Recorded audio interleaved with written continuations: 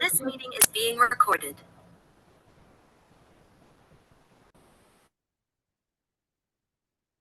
I love it. So yeah, for anyone joining, the question of the day, if you want to throw it in the chat, how many dogs or cats or any animals have you fostered since the start?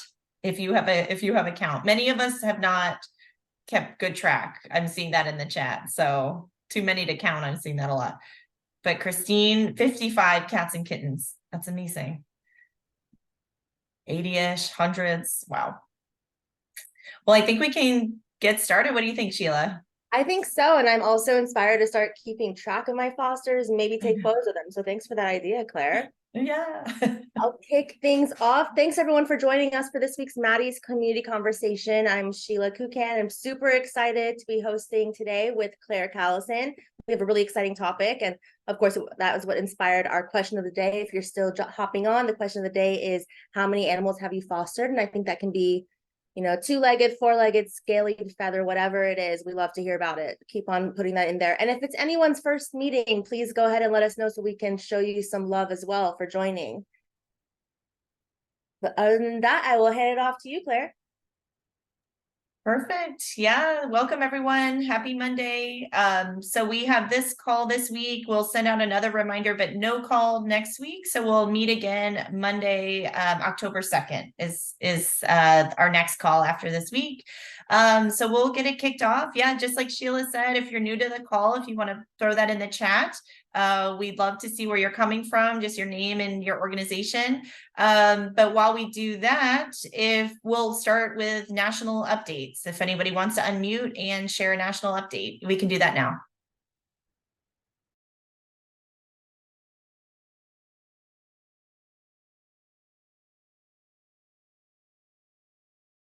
Well, I can kick things off. Hi, folks. I'm Irene. I'm a senior grant specialist at Maddie's Fund.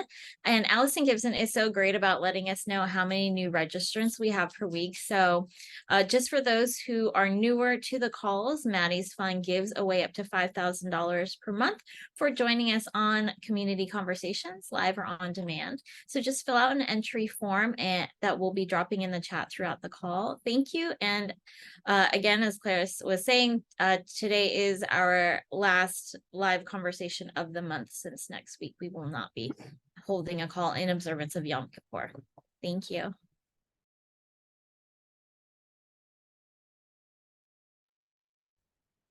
Irene, I can follow after you. I'm Jyoti Robertson, and I'm with The Journey You Own. Last week, we had a meditation on a Saturday where we all started laughing in the middle of our meditation. We thought it was hilarious. So we decided to add a whole different section of sorts to our normally offered meditations on Thursdays. This Thursday at 4 p.m. Pacific time, I'm going to stick it in the chat. I'm not sure if the links will work, but hopefully they will. We're going to have a laughing meditation. So for anyone who feels like laughing with us, please come join us. And I know a bunch of the folks who were part of this last Saturday are on this call.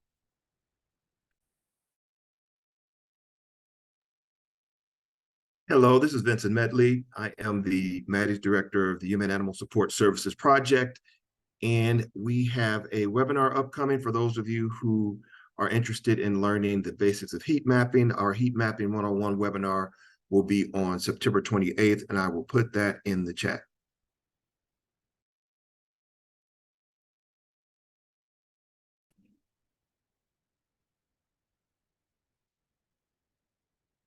Hi, everyone. I just wanted to remind everybody Animal Care Expo 2024 is coming up in May of 2024, the 15th through 18th. Registration will open in the next month or so. So we look forward to seeing everybody there.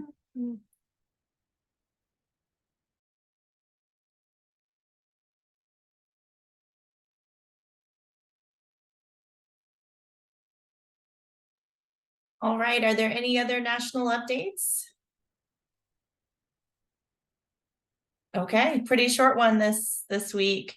Well, that gives much more time for our presentation. So we're so excited to launch into this. I know foster programming is a big topic this year, and we are all eager for more information, new ideas on how we can ramp up our foster programming and improve our programs. So excited for this topic.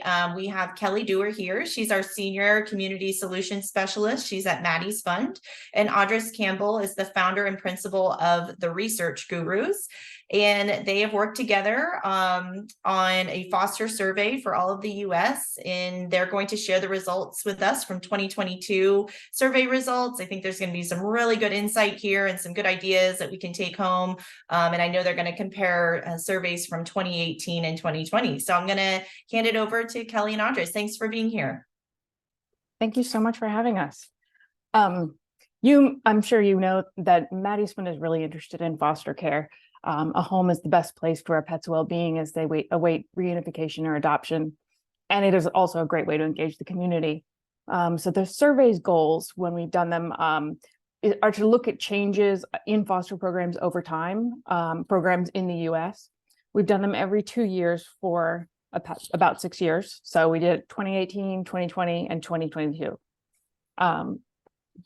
The survey was distributed via Maddie's Fund's email list and also with some of our partners, such as ASPCA, the Association for Animal Welfare Advancement, Adopt a Pet, Best Friends Animal Society, Heartspeak, Michelson Animals Foundation, and the Petco Love Foundation.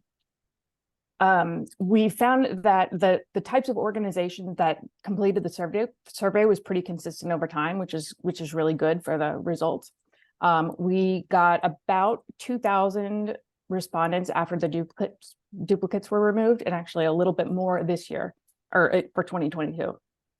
The survey collected information about things like the shelter's intakes and policies, pets that were sent to foster care, foster caregivers, and the onboarding and selection process, in which we got some really, really exciting results.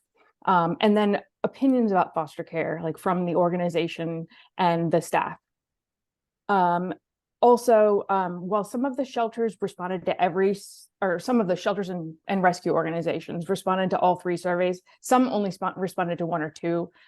So the data may not represent a really highly accurate comparison between these 3 years. However, we tried to minimize that as much as possible.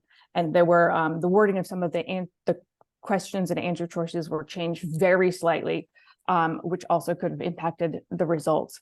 But we hired Audris Campbell from the Research Gurus to do our research. And I cannot say enough about what a wonderful experience it has been to work with Audris. So very excited to hand it on over. Awesome. Thanks, Kelly. And hello, everyone. Great to be here and to, share these results.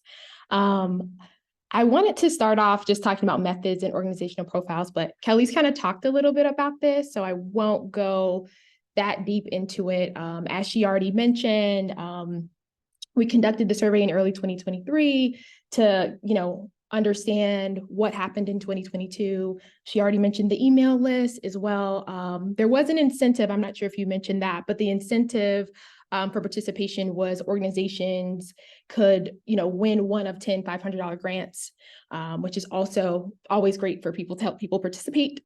She kind of went over the sample size, so we ended up with 2,406. In terms of the data analysis is where I really kind of came into the picture. Kelly and Sheila were really already off and running with the survey. I kind of came in and helped them to analyze the data.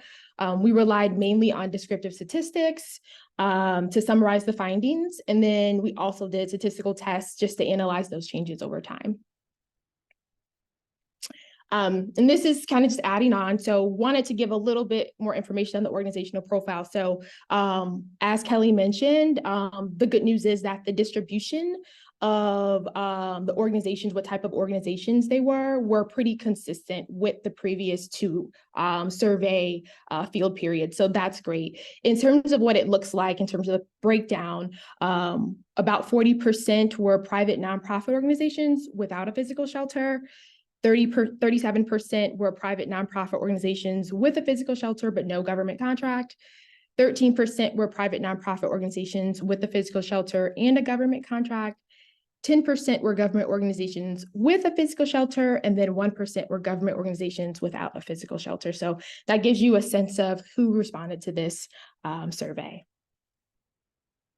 So first, I'm going to talk a little bit about the foster care landscape in physical shelters, focusing primarily on intake, programs, and utilization.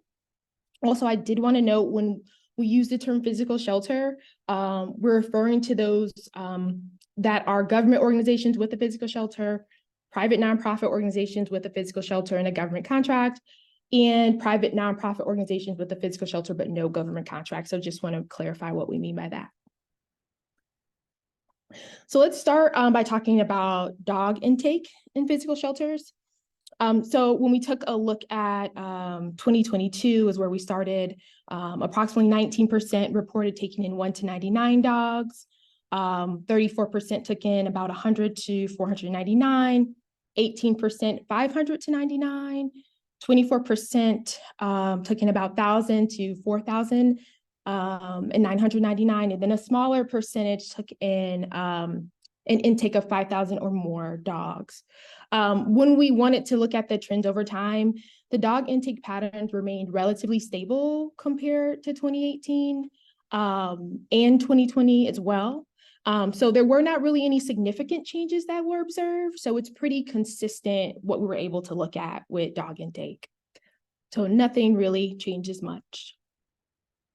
Now, when we take a look at cat intake, as I said, we started off with 2022, and then we kind of looked back. So taking a look at 2022, 18% of the shelters reported taking in 1 to 99 cats, 35% 100 to 499, 18% had an intake of 500 to 999, 26% reported a larger number of cats from 1,000 to 4,999, and then a smaller portion as well reported taking in 5,000 or more.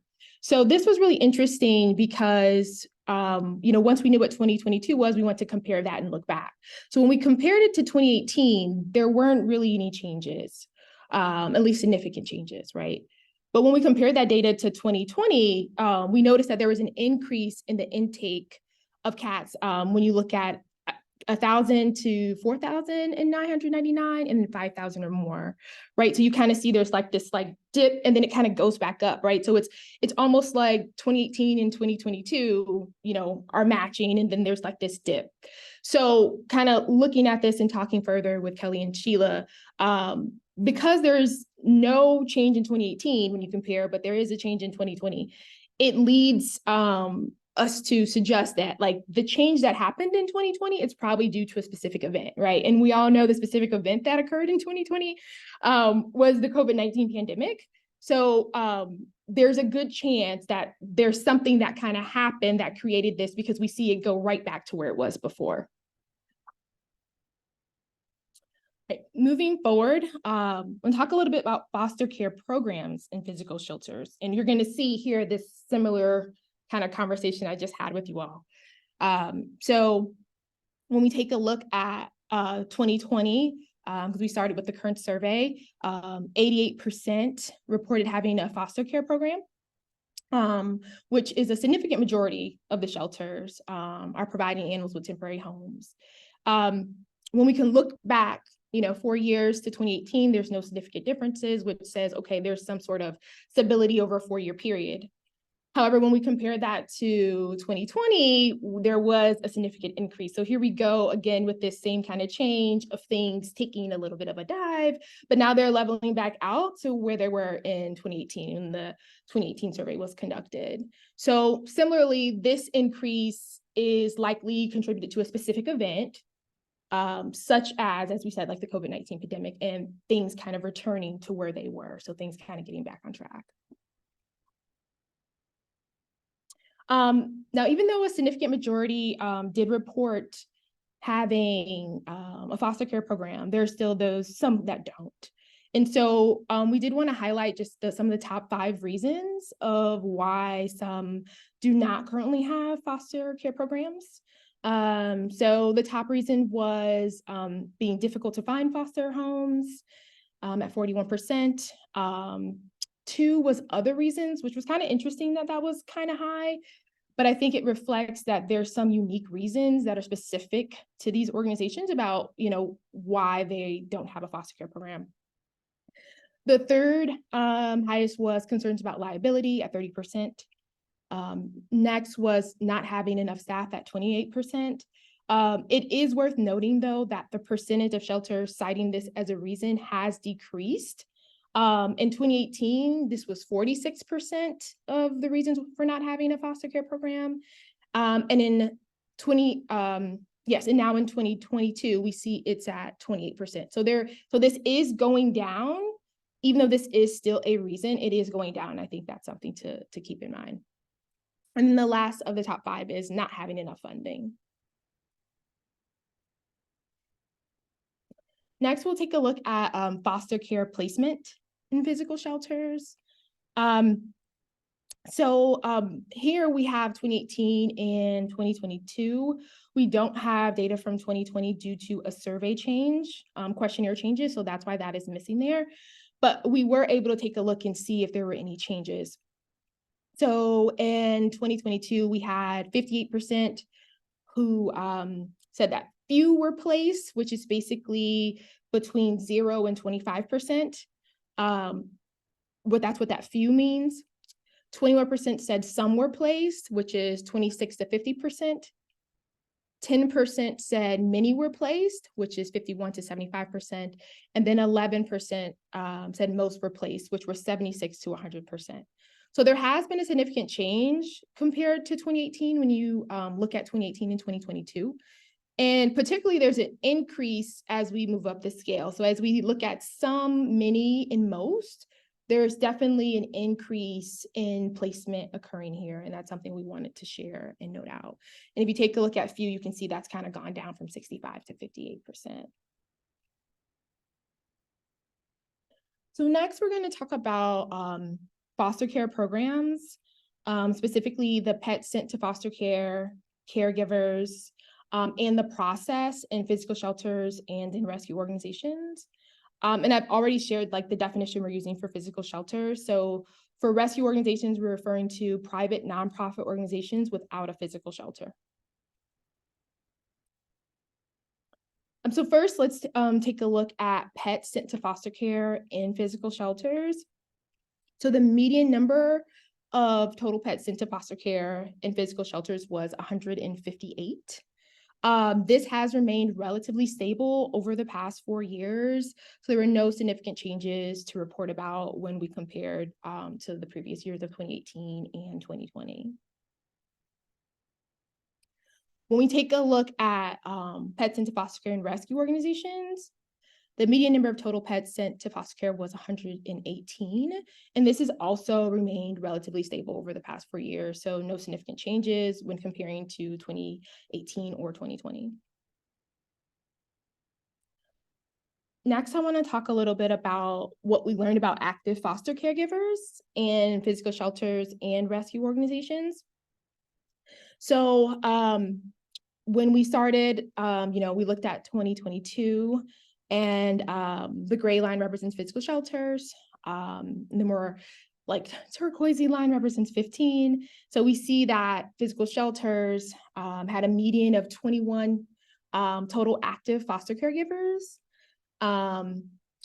in physical shelters, and a median of 15 total active foster caregivers in rescue organizations. When we begin to track this over time, we see that there has been positive growth since 2018, and these are significant changes. So in physical shelters, you can see in 2018, we had 15.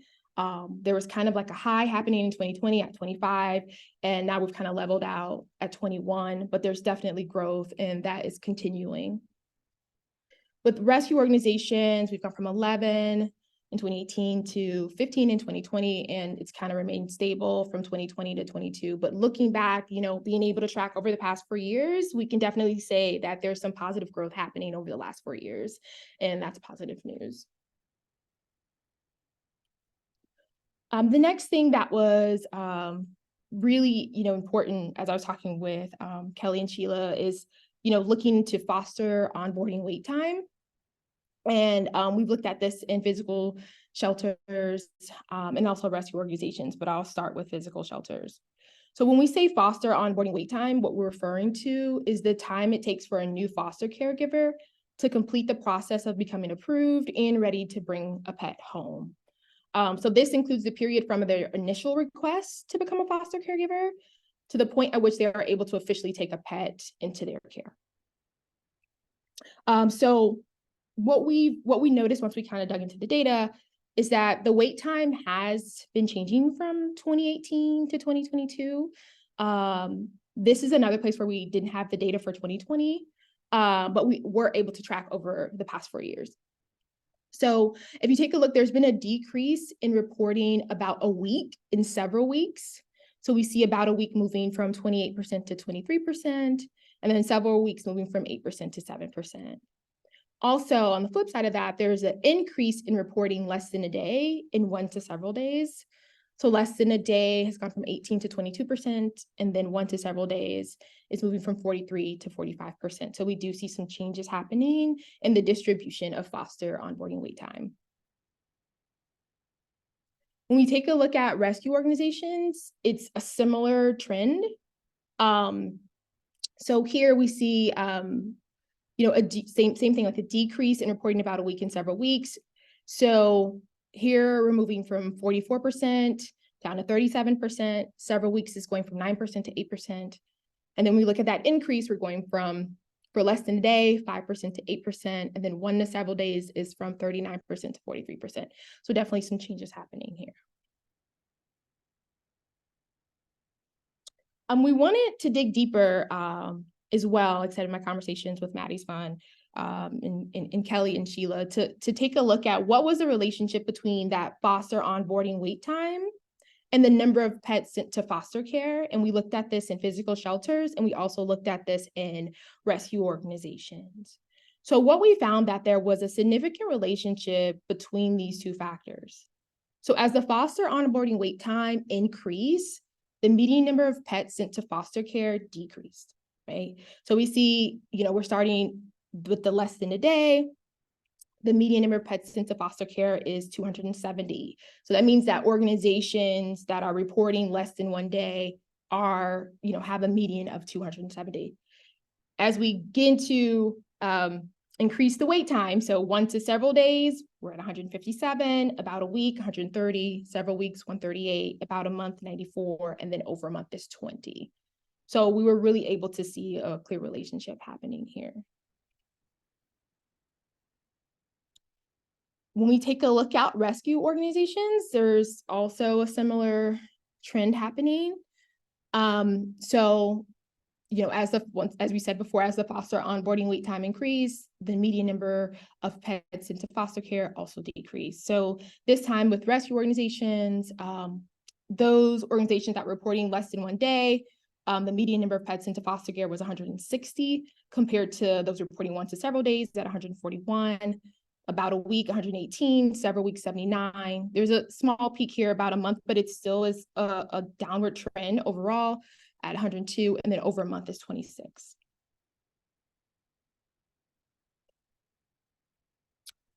Awesome. All right. So switching gears a little bit here, another interesting insight was the shift towards online training in foster care processes. And we'll start by talking about physical shelters.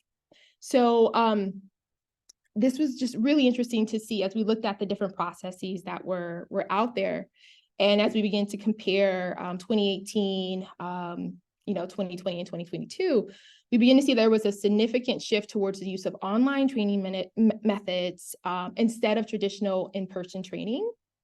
And some of this might have been due to the pandemic, but they're staying in place, right? So there could be a sense that potentially in 2020, you start off in 2018 and you're, mainly doing in-person methods. As 2020 hits, you have to adapt and do something different.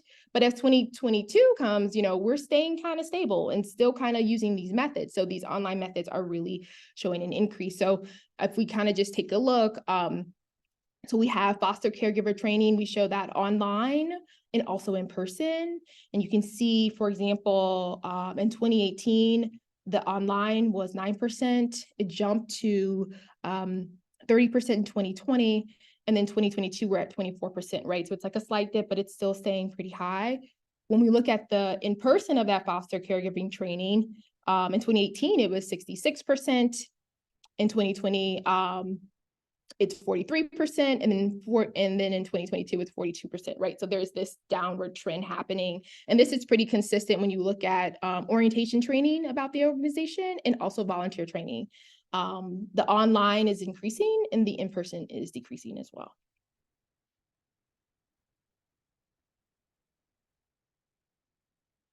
So similarly, we looked at this in rescue organizations, and it is pretty much the same kind of trend happening here.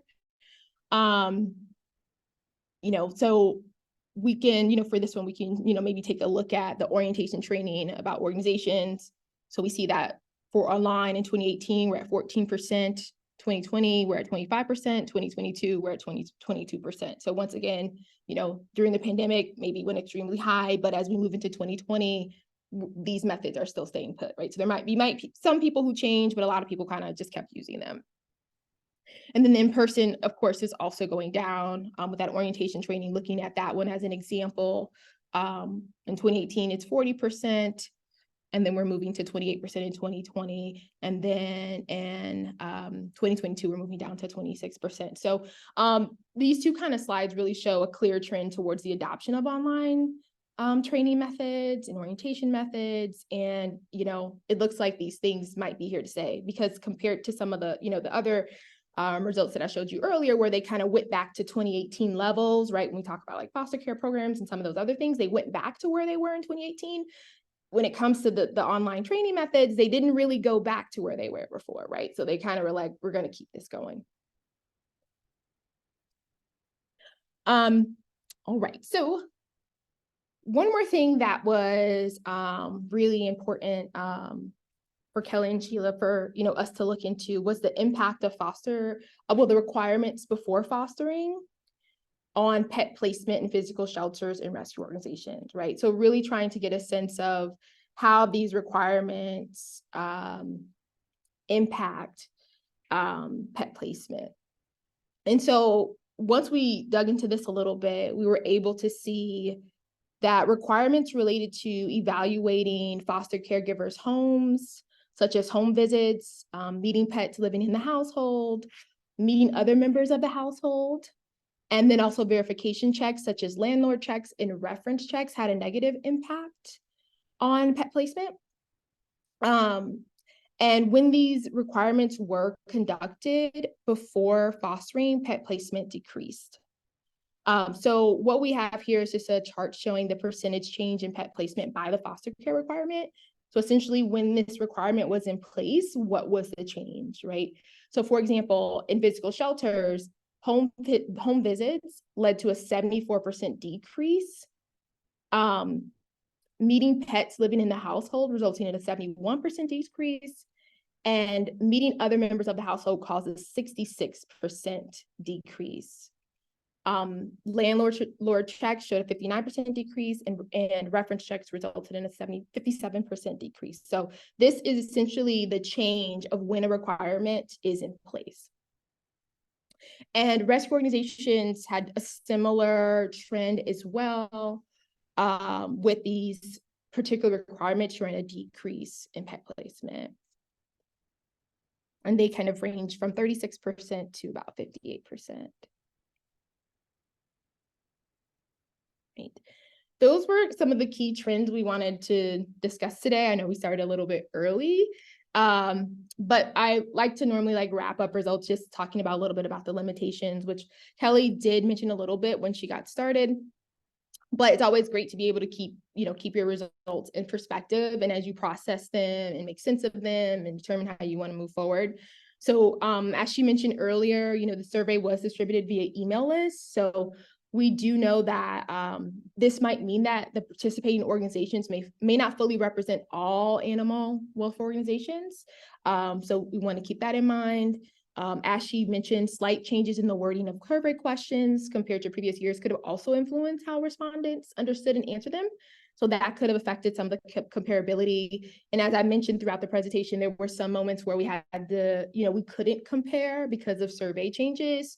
So some of that did happen. And then another one also is, with surveys rely on self-reported information provided by staff or volunteers within the participating orgs. So while they were encouraged to provide accurate information, there's still the possibility of errors or inconsistencies or anything like that due to human error or subjective interpretation. Now, while these things could be the case, right, potential limitations, we still do believe that the survey provides valuable insights into the utilization and support of foster care programs and a great basis for understanding trends. I'm going to stop here, and if you have any questions for myself or Kelly, feel free to ask.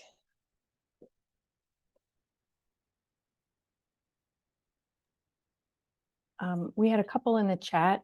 Penny had asked, were the liability concerns due to difficulty obtaining or affording insurance, or was it because of other reasons?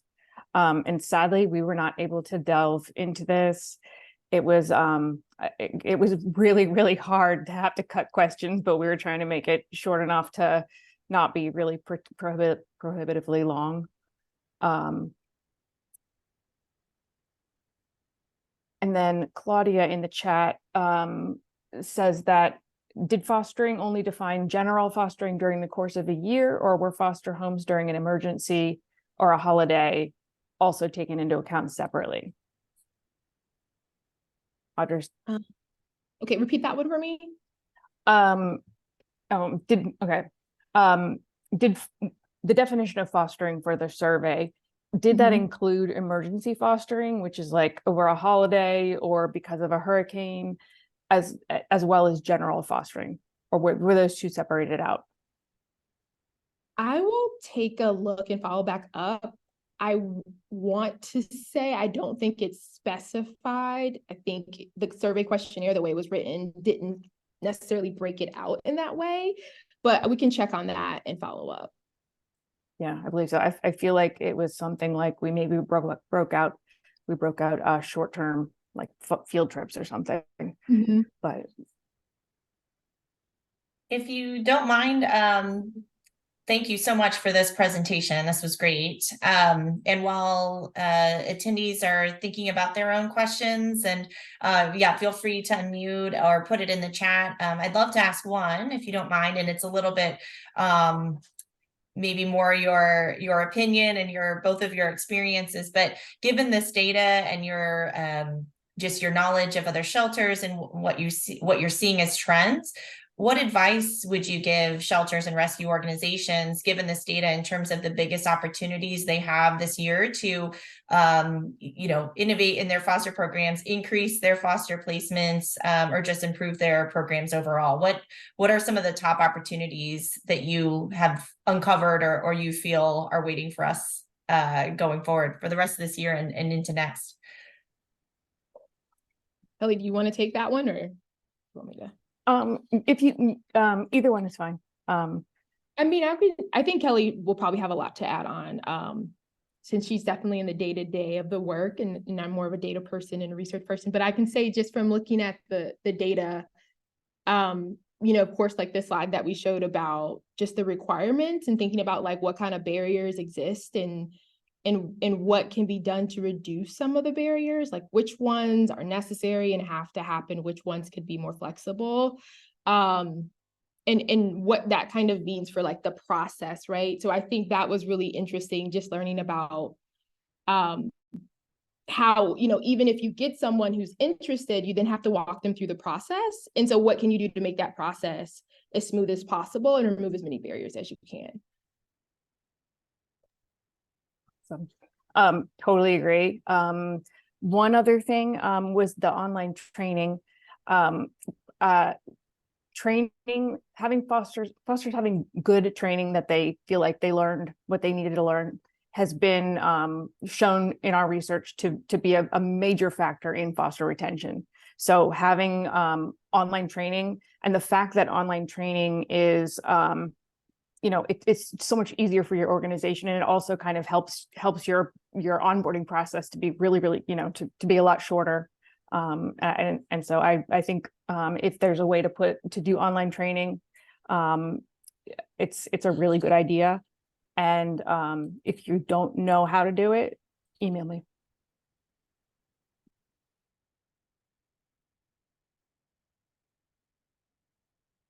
Perfect. Thank you. That's really helpful. I know we've had a couple other questions pop into the chat. And I know, we have a few minutes here. So now that we have foster experts on the call, I want to take advantage of your knowledge and expertise for this whole group. So, we're feeling good about opening this up to foster questions, if that's all right with you all. Just a general conversation about foster programming. But Don says, we're a horse rescue that it's opened a small animal rescue. How would I go about starting a foster program?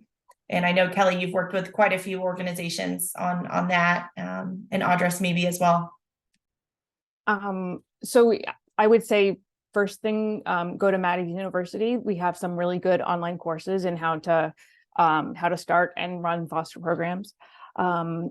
Also, we have some documents. There's a realistic job preview in starting a foster program, which basically lays out all of the steps and has links to sample documents, such as foster manuals and that type of thing, which I can look up and pop into the chat.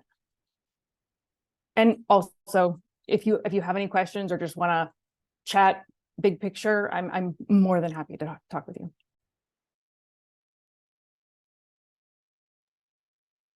Thank you for that. I see another question here in the chat, and I'm not sure if we're able to answer this one, but it says, Alyssa Webster says, your data showed that asking for landlord verification review caused less people to foster.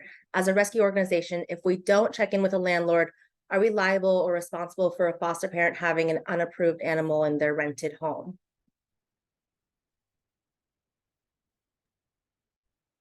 I don't believe so, but I am not 100% sure. I think usually, since the person who the foster was the one who signed the contract with that person, it would be between the two of them.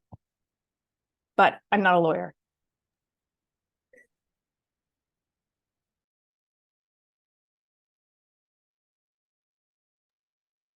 I would agree with that, Kelly. And just to add my 2 cents, just looking at the barriers, and I thought that was a really interesting slide. I haven't seen something like that as it correlates with fostering. So thank you for sharing that. I think it's really important for us to operate with more of an abundance mindset and not scare ourselves away out of talking ourselves out of potentially good foster homes, and looking at that. And yes, the liability is important, but also understanding that if someone's trying to do a good deed, let's try to navigate ways and give resources for them to do it instead. I was just going to add to that, like, just thinking about like some limitations of the survey, right? So the survey just had like landlord checks, right? We don't really know how those landlord checks were conducted. So, I'm not sure, like I said, about the liability things either, but it might be interesting to see, are there ways to streamline that if that landlord check has to happen? Is there a way to streamline that? Just like the online versus in person, right? You're technically doing the same thing, you're training, but it's a different way that you're doing it. So I think it might be worth looking into, how are you going about some of these checks, and are there ways to streamline them?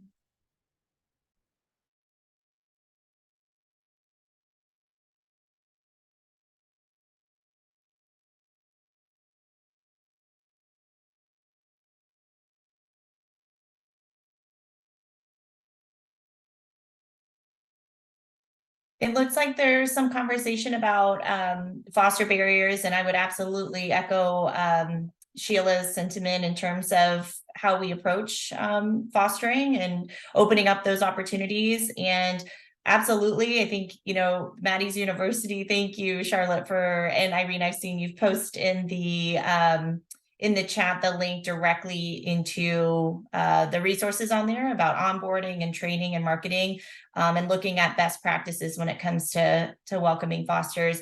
You know, just my 2 cents, I will say I would urge everyone to go read those resources and challenge sort of personal fears and beliefs. I know I have had to do that over the years.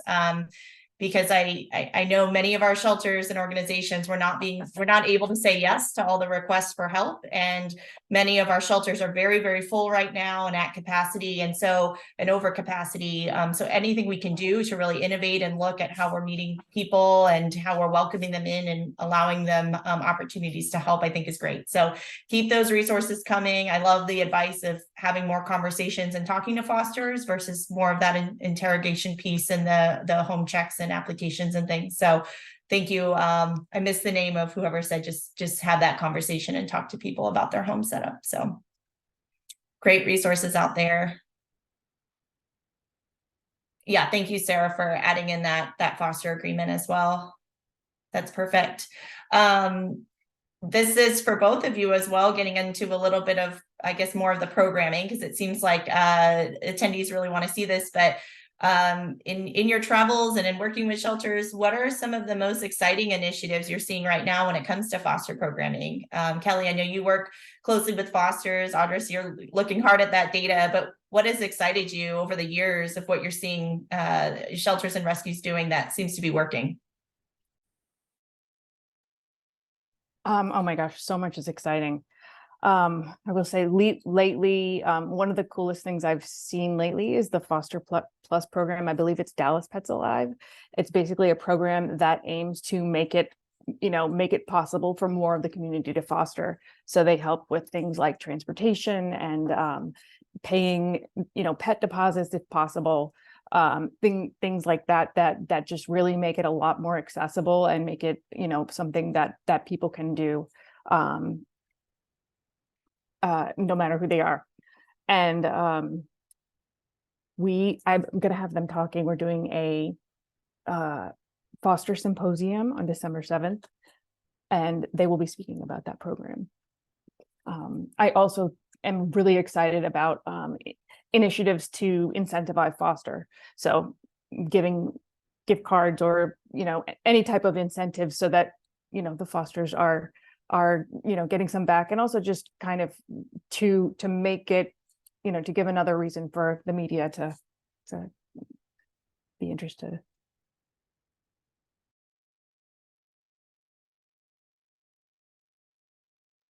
I guess I'll add, going back to like the data perspective and kind of being in that, but I would say like seeing that the successful programs that in terms of like placement are really meeting people where they are, I think is important. And seeing like what works, like you said, like that online, like what works best. That's the beauty of online, is that, I don't have to get there. I can like log on, I can do different things. And I think just meeting people where they are is important. And I think respecting, or taking into consideration the foster caregiver and like their time and the things that they have to do, because like I said, sometimes with those barriers, the more things you ask someone to do, the more likely they are not to do it, right? So it's like, I got to do like all these 10 things just to do this. No, thank you. So I think really taking them into consideration and what their needs are and what will work in this, just busy world that we all live in. Everyone has so much going on, and what's the best way to get what you need, but helping them and meeting them where they are.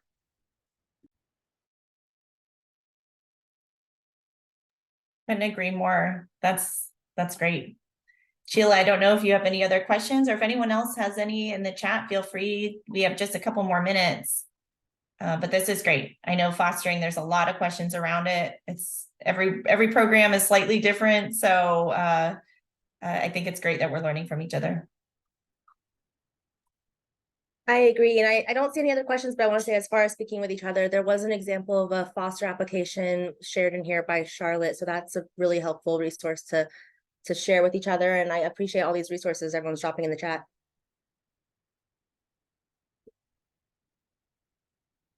I do see another question from Veronica asking if removing screening causes problems down the road. Does anyone have any insight around that?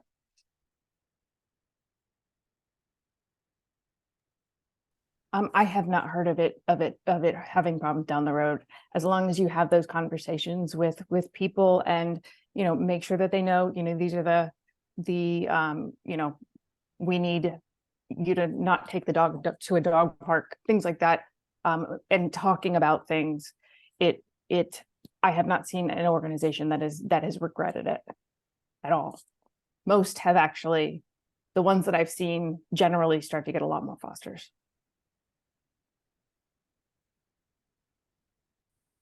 I agree, Kelly, and that reminds me, at CARE, we have the racial equity, diversity, and inclusion training, and we get some really nice reports from partners sharing how they implemented the course in their practices. And one was a foster organization, and when they looked at their own barriers that they had in place and reassessed them and reduced some of the barriers, they were able to help 6,500 more animals. That was directly from Humane Indiana. So, you hear these numbers, and I think it's all about, like everyone's saying, it's all about the conversation and how we're implementing programs. And I'll share that narrative in the chat as well.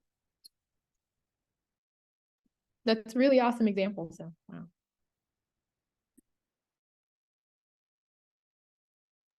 Kelly, are you able to give more information about the foster symposium that you're hosting? It's coming up soon, right?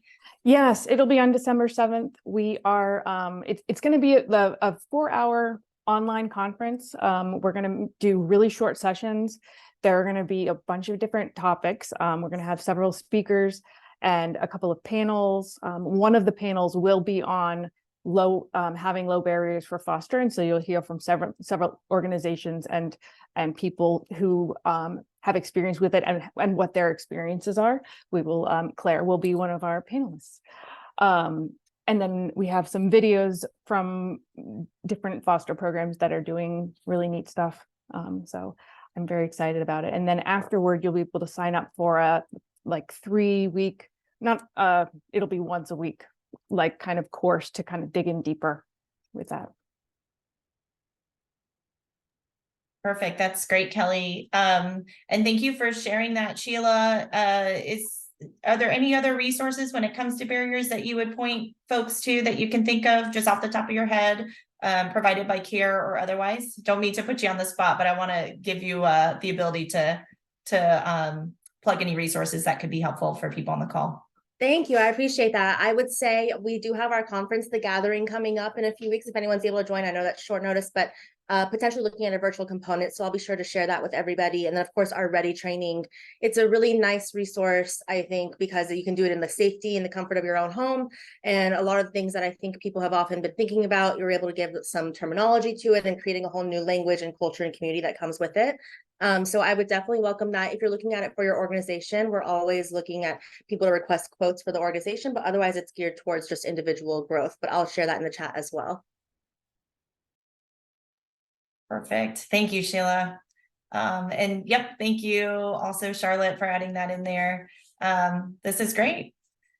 Thank you, Kelly and Audris. I think we have answered every question on here and had a little bit of time to just chat about foster programming in general. So I'm excited about all these resources and also the foster symposium coming up. There's a lot of opportunities to talk about fostering and learn more about fostering. And yes, Charlotte, that the community conversation with Nadia is excellent as well. So, well, thank you all. We've got a couple more minutes, but we can wrap now. And again, reminder, no call next Monday. Our next call is October 2nd, already in October. So I hope everyone has a wonderful week. Thank you so much for being here today. And we will see you over at Maddie's Pet Forum to continue the conversation. Thanks everyone for being here. Thank you. Everyone.